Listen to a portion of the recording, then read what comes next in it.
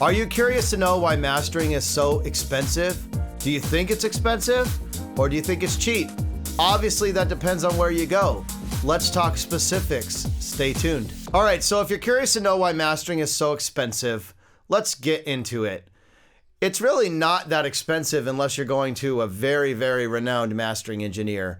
Overall, mastering is one of the most important parts of your music. And I have a video I made quite some time ago on what is mastering. I'll leave you a link below so you could check that out.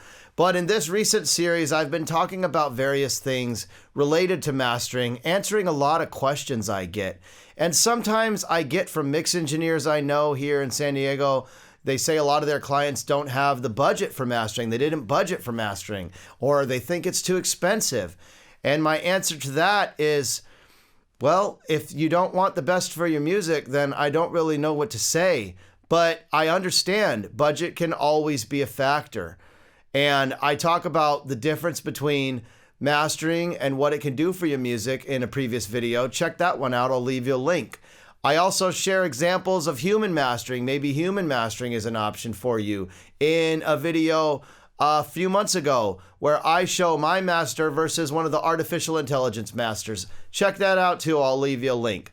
Now let's get into why mastering can be so expensive. Number one, you're paying for professional experience. And what I mean by that, some mastering engineers will charge more based on their experience or their history of how long they've been doing this. That can be key because you don't want necessarily a brand new beginner, but you don't want maybe somebody that's way over out of your league and over your budget. Now, I will add, beginners might not be bad. Some beginning mastering engineers might charge less because they're just trying to get their foot in the door and they want some practice.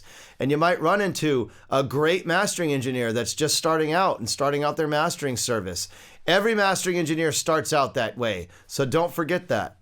Another thing why mastering engineers might charge more is accolades and awards. Some mastering engineers might be Grammy nominated that focus on pop stars. Some might have other awards or accolades, and that can definitely hike up the price. Some mastering engineers like myself specialize in dance music, but I do master all forms of music. I just have a lot of clients in the house and electronic music space.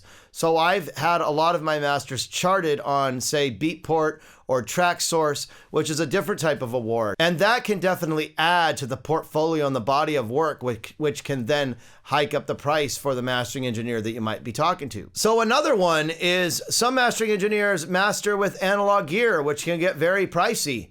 And that can definitely hike up the price. If you want your masters ran through analog hardware, that can definitely increase cost. Another reason why mastering engineers charge a lot is because their rooms are acoustically tuned and they've put a lot of money into the build and the acoustical treatment that you see.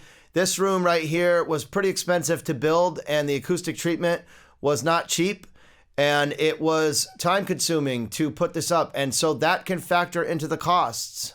Another reason why mastering engineers might charge so much is expensive monitors. Some mastering engineers have $10,000+ pairs of monitors, and it can vary depending on the room and the studio and the engineer, but having high-end monitoring is very important. But also having the room that's acoustically treated and tuned so that your monitors are responding well in your room is also equally important. So this is the end of my 4-part series on questions I get about mastering. And so if you have any questions, please shoot me a comment down below.